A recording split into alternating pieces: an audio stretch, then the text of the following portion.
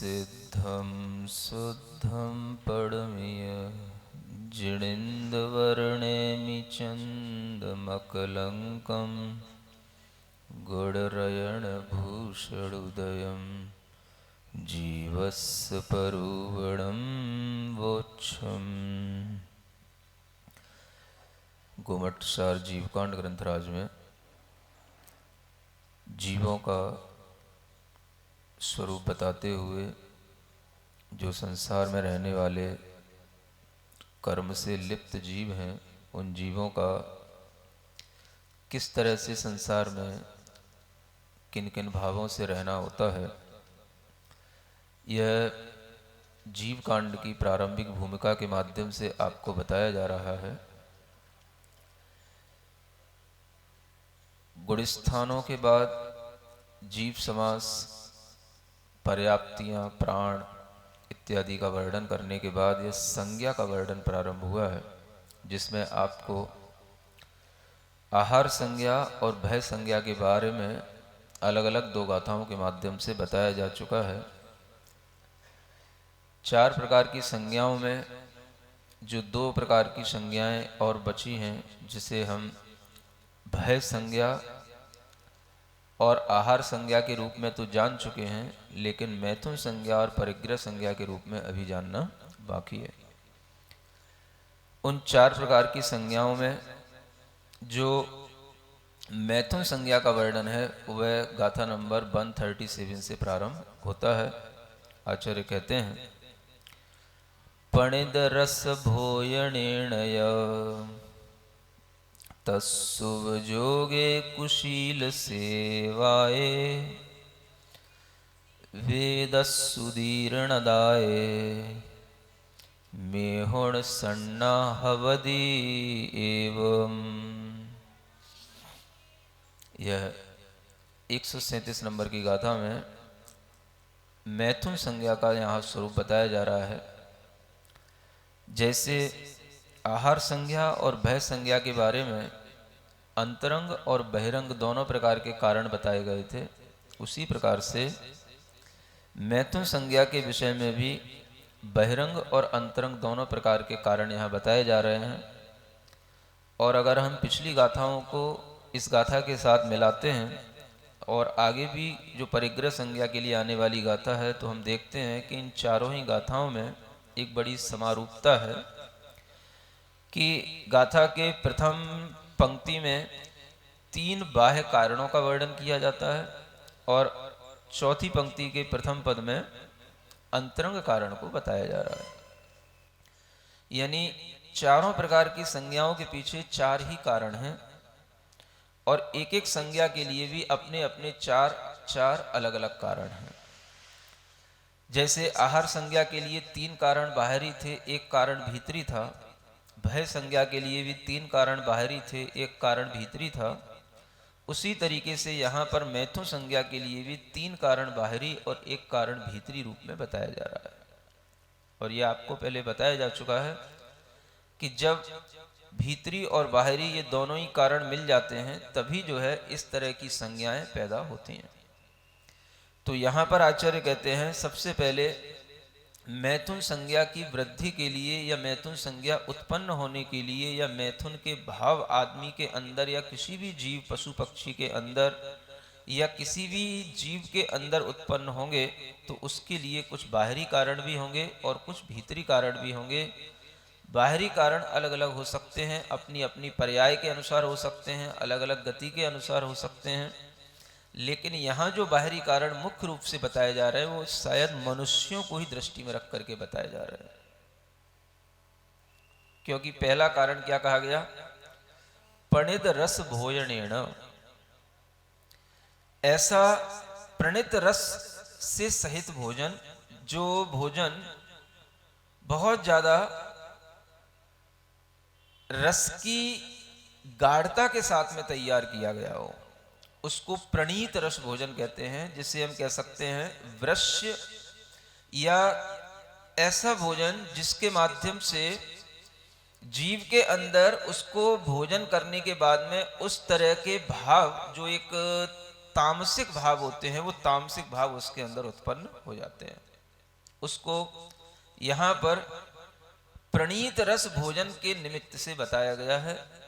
और प्रणीत रस भोजन का मतलब आप उस गरिष्ठ भोजन से समझ सकते हैं जो भोजन हमारे शरीर में अनेक तरह की उत्तेजनाएं पैदा करता है।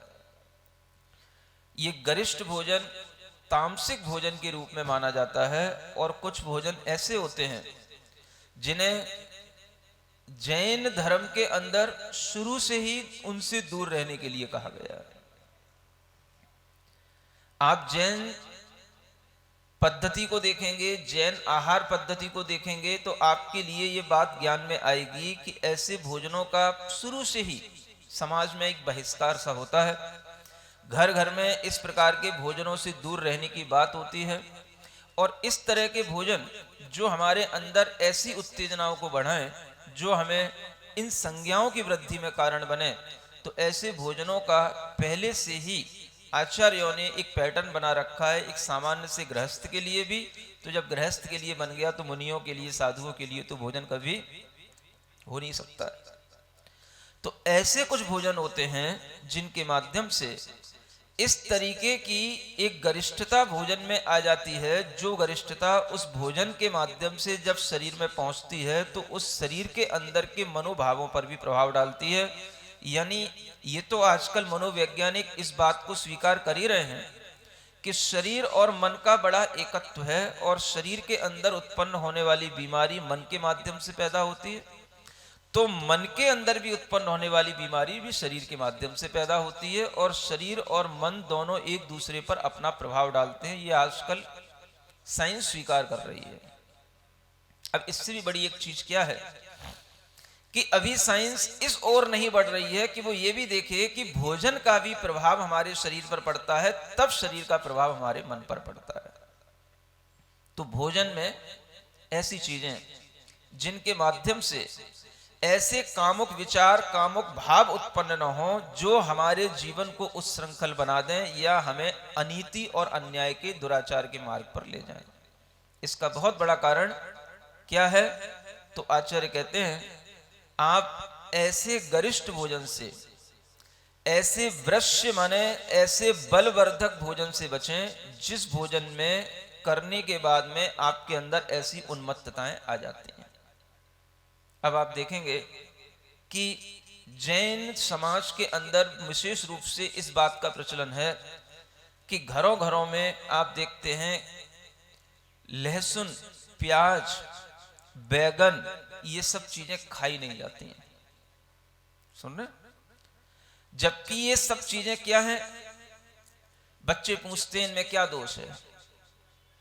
अगर उनसे कहें इनमें कोई दोष नहीं है तो खाना शुरू कर देते, और इनमें कहें कि ये क्या दोष है तो दोष बताएं, तो वो उनसे कहें कि ये जमीकंद है या ये है या वो है, तो वो तरह तरह के तर्क करते हैं कि ये तो इसमें भी, ये तो इसमें भी, ये तो इसमें भी है। सुन रहे हैं? बच्चों को सिखाओ, ये जरूरी नहीं है कि हर खाने वाली चीज, हर भक्ष्य चीज, हर भोजन हमारे लिए करना जरूरी हो, हर भोजन हमें ग्रहण करना जरूरी हो। जो चीजें खाने योग्य हो सकती हैं लेकिन फिर भी हम उनको इसलिए नहीं खाते क्योंकि उनसे कई तरह के तामसिक विचार पैदा होते हैं, उनसे कई तरीके के ऐसे कामुक भावनाएं पैदा होती हैं, और इस भोजन के माध्यम से हमारा मन विकृत होता है। ये बात धीरे धीरे जो आयुर्वेद है उसके माध्यम से, और जो आयुर्वेद के डॉक्टर होते हैं, वैद्य होते हैं, उनके माध्यम से ये जानकारी में आ रही है कि हमारे जीवन पर हमारी आहार पद्धति का भी बहुत बड़ा प्रभाव रहता है। और जैसा हमारा आहार होता है उसी के अनुसार हमारे शरीर में वो हार्मोन्स बनते हैं जो मन के ऊपर उसी तरीके के भाव या प्रभाव अपने ऊपर डालते हैं। तो वो जो हार्मोन्स बॉडी के अंदर बनते हैं वो हमारे विचारों से संबंध रखते हैं, और हमारे विचार भी उसी तरीके के बनते हैं। तो इस बात पर जो भी योग को जानने वाले या शरीर विज्ञान को ढंग से जानने वाले या आहार विज्ञान को जानने वाले लोग हैं, वो इस बात को समझते हैं कि कौन सा आहार हमारे लिए कितनी ज्यादा हीट देता है, और उस हीट के माध्यम से हमारे मन के अंदर भी तरह तरह के उद्वेग पैदा होते हैं।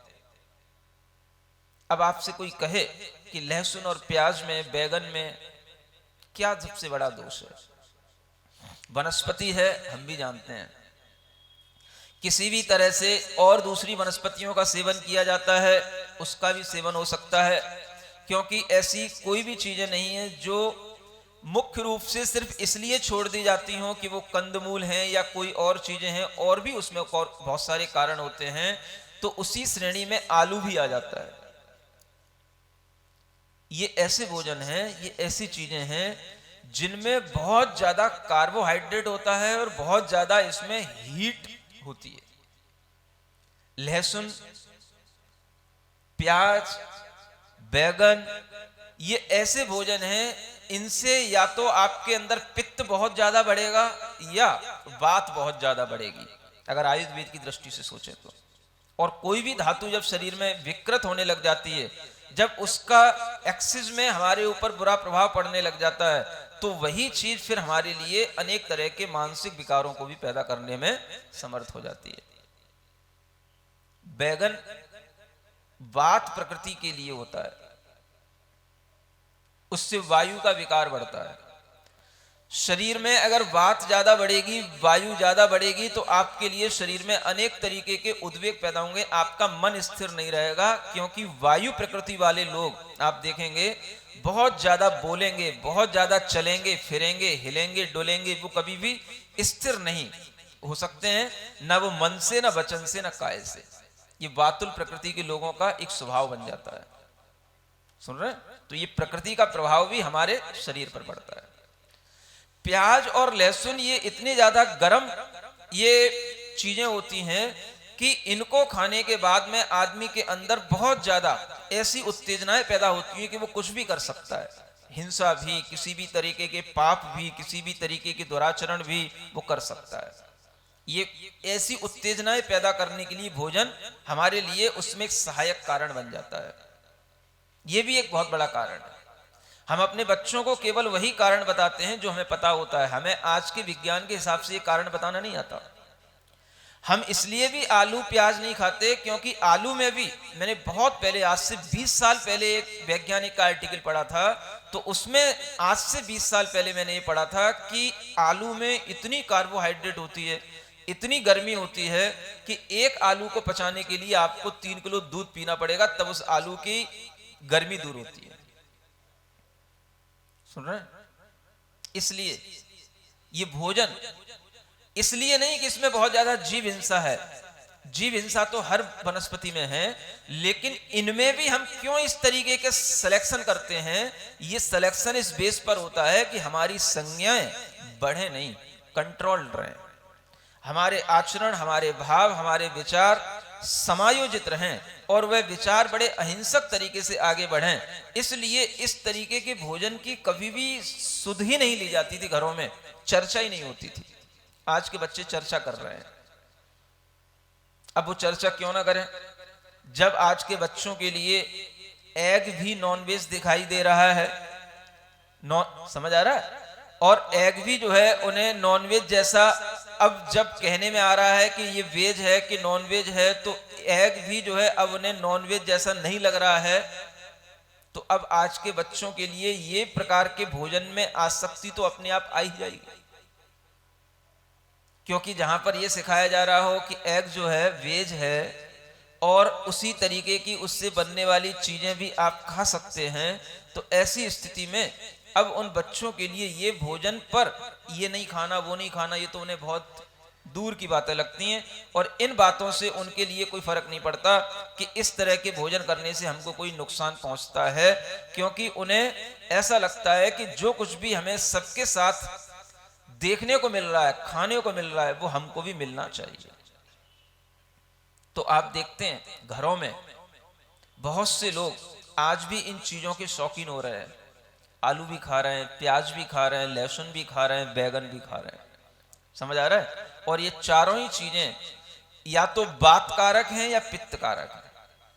और इन चीजों का जो व्यक्ति सेवन करेंगे उनके मन कभी भी स्थिर नहीं होंगे, क्योंकि वातुल चीज खाने से मन स्थिर नहीं होगा, और पित्त वाली चीज खाने से मन आपका हमेशा भड़कता रहेगा।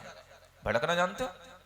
किसी भी चीज को देख करके उत्तेजित होना, उद्वेग हो जाना, क्रोधित होना, कामुक हो जाना, भड़कना, ये सब आपके अंदर ये भाव आएंगे इस प्रकार की चीजों को खाने से।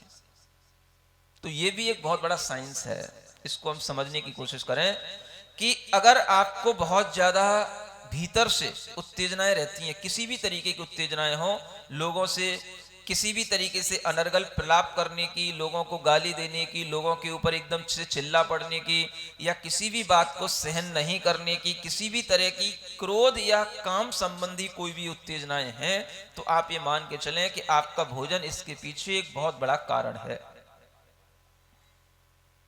कंट्रोल करें, अगर आप करेंगे तो आपको इसके इफेक्ट दिखाई देंगे, और वो इफेक्ट एकदम से नहीं, आज ही हमने छोड़ा महाराज, आज तो कुछ हुआ ही नहीं, पहले के जैसे ही सब विचार आ रहे हैं, पहले के जैसे ही सब एक्टिविटी हो रही है, पहले के जैसे ही सब भाव बने हुए हैं, एकदम से नहीं, धीरे धीरे हमारे शरीर के अंदर डिटॉक्सिफिकेशन होने में हमें थोड़ा टाइम लगता है, बॉडी को डिटॉक्सिफाइड होने में टाइम लगता है।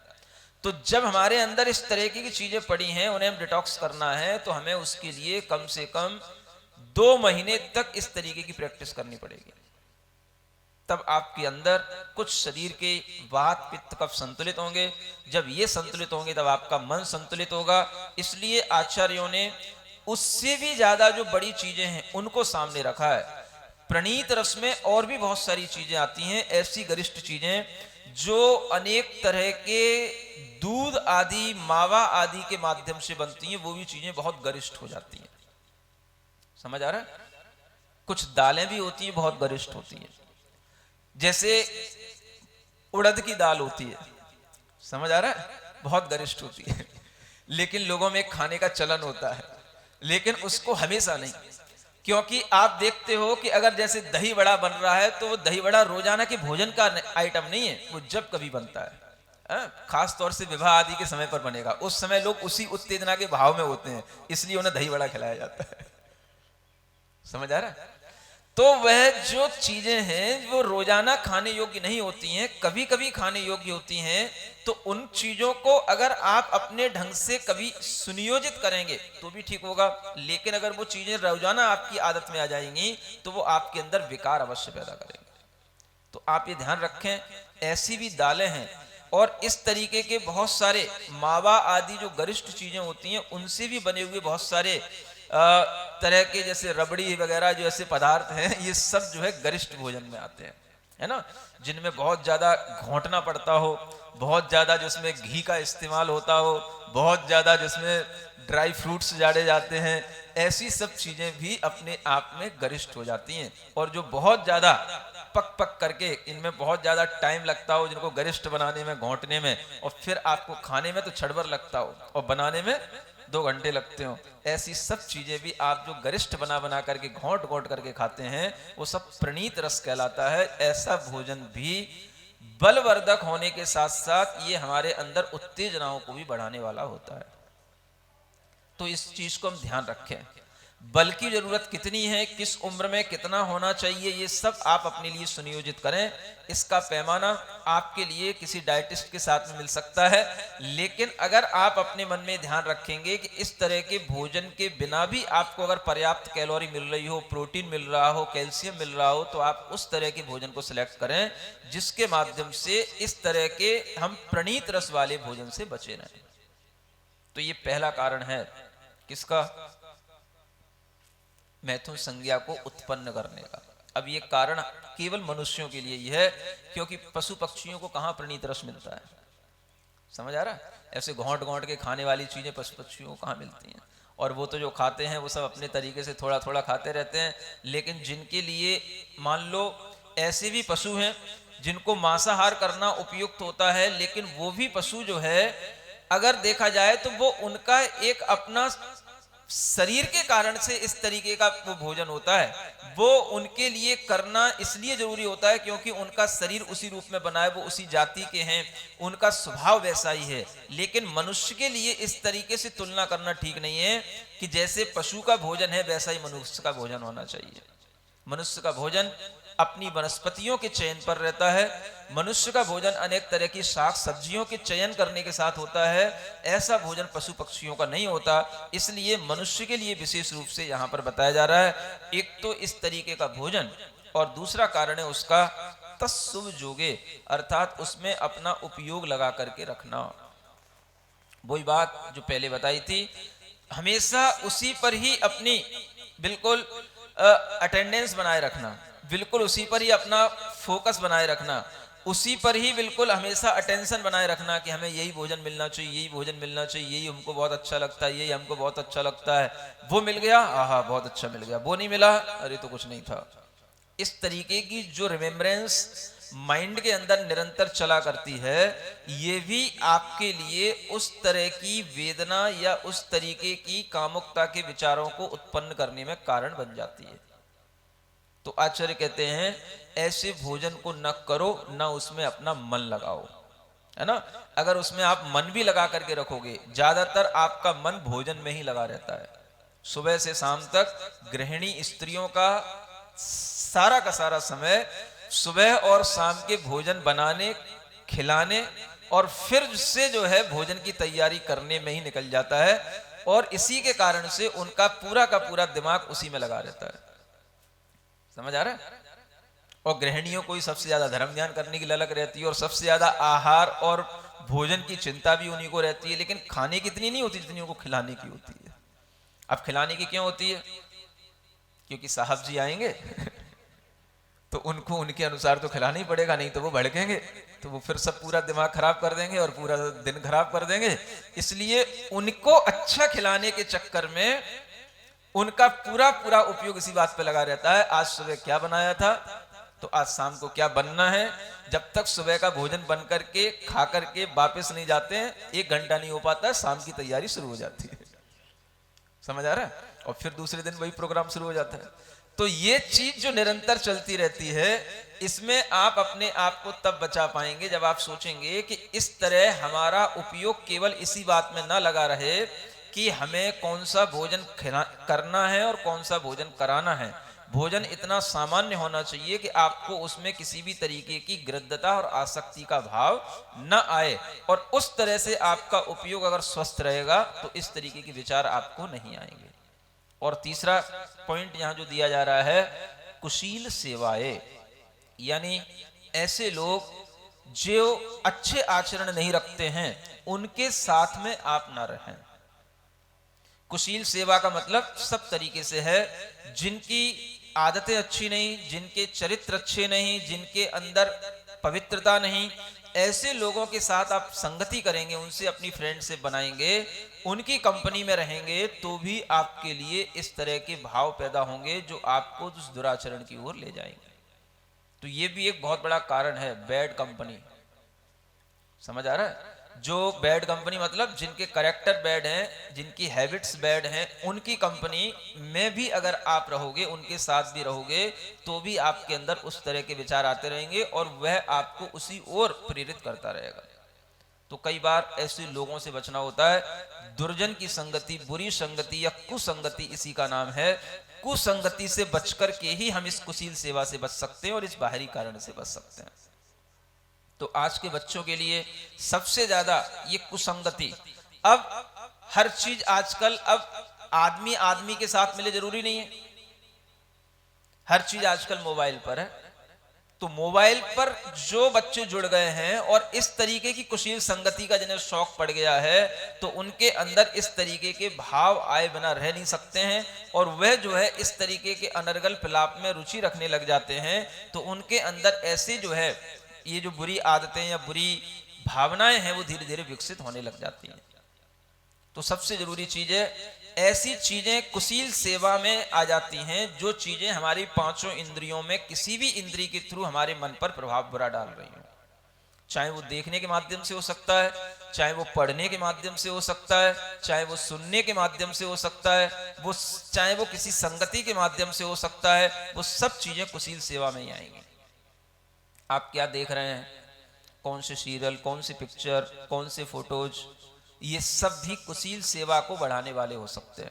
आप कौन से गीत सुनते हैं, किस तरीके के आपको म्यूजिक पसंद है, किस तरीके की चीजें सुन रहे हो आप, ये आपके ऊपर डिपेंड करता है। बहुत से बच्चे ऐसे होते हैं आपस में बहुत ही गलत गंदी भद्दी मजाकें भी करते रहते हैं, और वह मजाक करते करते उन्हें पता नहीं होता है कि वो कितने गंदे भीतर से बनते चले जाते हैं। तो ये सब चीजें जो उन्हें पता नहीं होती हैं, उसी के कारण से उनकी आदत में शुमार होती चली जाती हैं और उसी की वजह से वह धीरे धीरे अपना आचरण गलत कर डालते हैं। तो आप क्या सुन रहे हैं, क्या देख रहे हैं, क्या खा रहे हैं, क्या पढ़ रहे हैं, ये सब आपके लिए अच्छे ढंग से सिलेक्टेड होना चाहिए, क्योंकि दुनिया में तो सब तरीके का मैटर है। सिलेक्ट करना ये हमारे लिए अच्छा है, ये हमारे लिए बुरा है। इस तरीके का जब आप सिलेक्शन करके हर चीज के साथ में जुड़ोगे तो आपके आचरण, आपके विचार अच्छे रहेंगे। ये संज्ञाएं आपके अंदर कंट्रोल्ड रहेंगी, समय पर होंगी। असमय पर होने वाली संज्ञाएं भी आपके अंदर बहुत दुष्प्रभाव डालती रहती हैं। तो इस प्रकार के दुष्प्रभावों का सबसे बड़ा एक कारण जो यहाँ तीसरा दिया जा रहा है, कुशील सेवा, ये अपने आप में बहुत बड़ा कारण है। और ये कुशील सेवा ही एक वो चीज है जिसके माध्यम से आप अपने अंदर उन बुरे भावों को निरंतर बनाए भी रख सकते हो और उसकी पूर्ति करने के लिए इसकी सेवन करने की आपके अंदर एक इच्छा बनी रहती है। तो ये कुशील सेवा में सब कुछ आ जाता है। आजकल जो भी लोग मोबाइल से जुड़ करके अपनी किसी भी तरीके की वासना की पूर्ति कर रहे हैं, ये सब भी इसी कुशील सेवा में ही आ जाता है।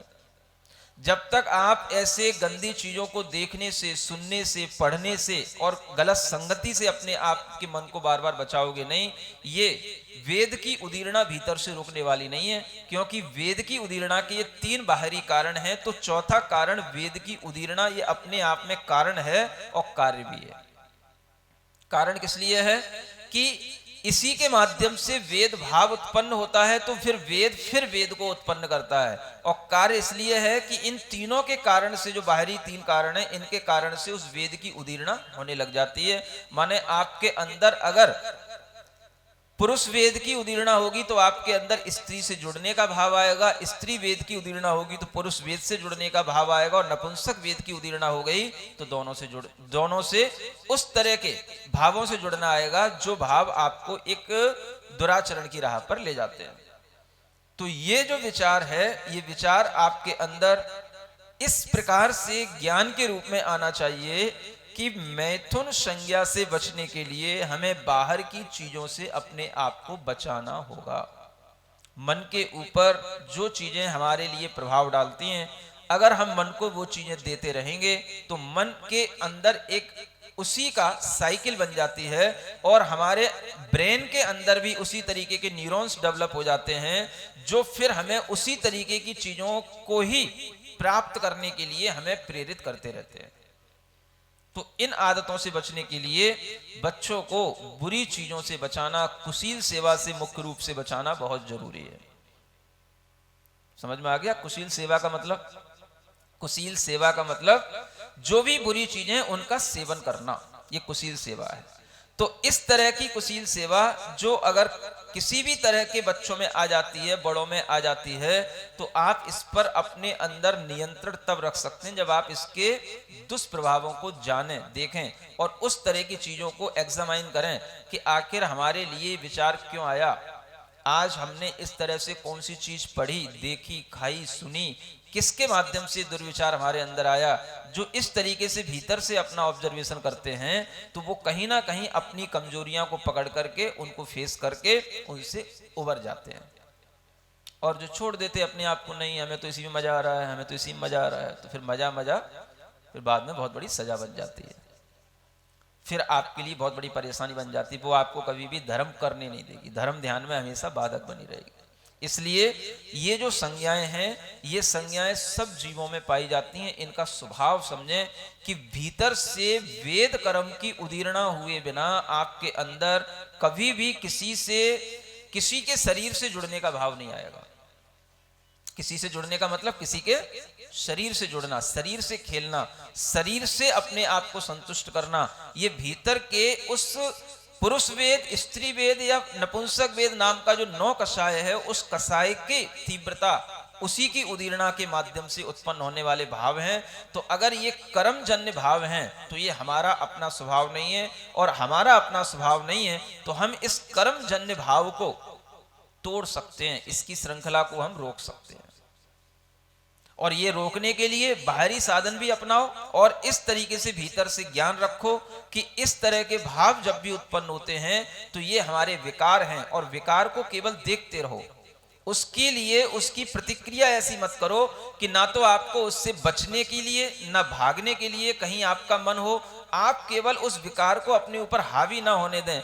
इसलिए अपने आप को उससे हटा करके आप उसको अच्छे काम में मन को लगा लो।